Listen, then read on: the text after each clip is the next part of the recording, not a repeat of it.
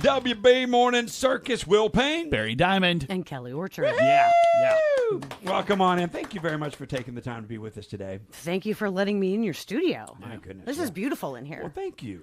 Your other place is over there is like kind of like junkyard. We just took a, I don't know what you want to say, mulching machine. Yeah. We just took a rotor tiller through the studios. Oh my Started goodness. Yeah. over. Yeah, and we're rebuilding from scratch. So unfortunately, so. Gonna be gorgeous when it's done. Yeah, Yes, we're looking forward to that. So when you come back through, you could see the finished product. Absolutely. And we can be back to just going to work every day. I know. Yeah, we thought we were busy before. Well, I can't believe that you actually let me come in because you are so busy. Well, I'm just some Yahoo coming through town. I gave you the forewarning Yes, you did. prior to coming. So listen, we are in the middle of a total rebuild. Yeah. But the reason why you're here is to talk about the book, Dead Air, The Day the Music Died. Love this. This is so cool because,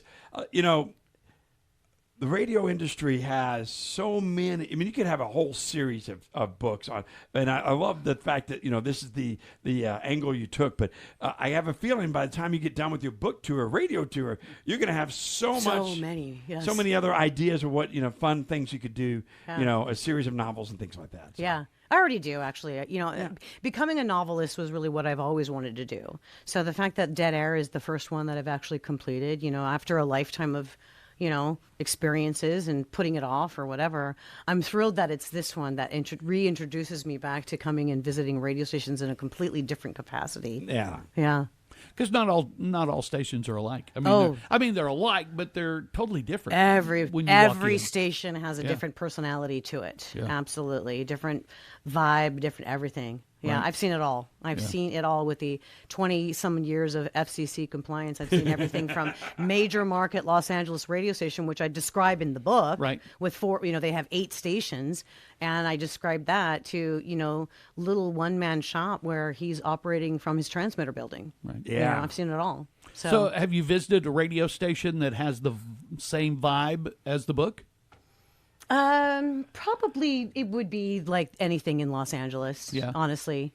Yeah. Except for maybe the characters inside are, they're made up by me. Right. I had somebody say, it's like, is it thinly veiled people in Los Angeles? Right. No. Yeah. They're all made up.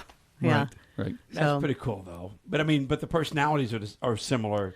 Yeah, I would take like a caricature, of everybody integrated. It's like, okay.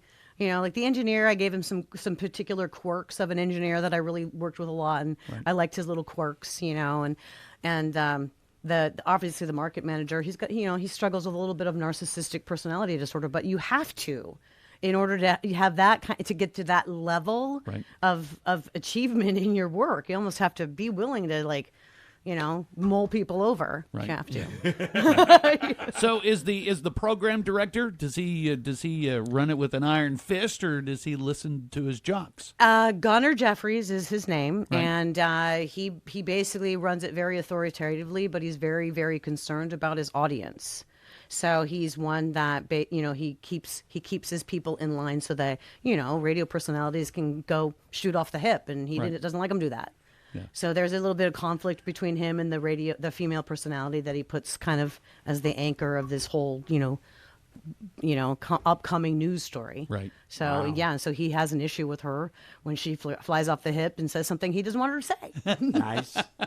Awesome. Yeah. And so you get both sides. You get what's the listener aspect of it, then you get the behind the scenes, which is really fascinating. It is. Yeah. That part. Thank you. Of the dynamics of what the story's telling. I really wasn't sure how to go in that direction because a lot of people would think that I would do it from the listener perspective. And how many disaster apocalypse kind of movies have you seen where they're listening to the radio for the reports? Yeah. Right? Well, I don't think that I'm a writer that I could write all that chaos, but I can write the chaos in the building of the radio station. So that's how that's why I decided to do the inside the story rather than what's going on in LA. I'm just describing it through what they're reporting. Right. Barry and I, we'll share a story next, okay? More with Kelly Orchard. The book is called Dead Air, The Day the Music Died, here on the WB Morning Circus.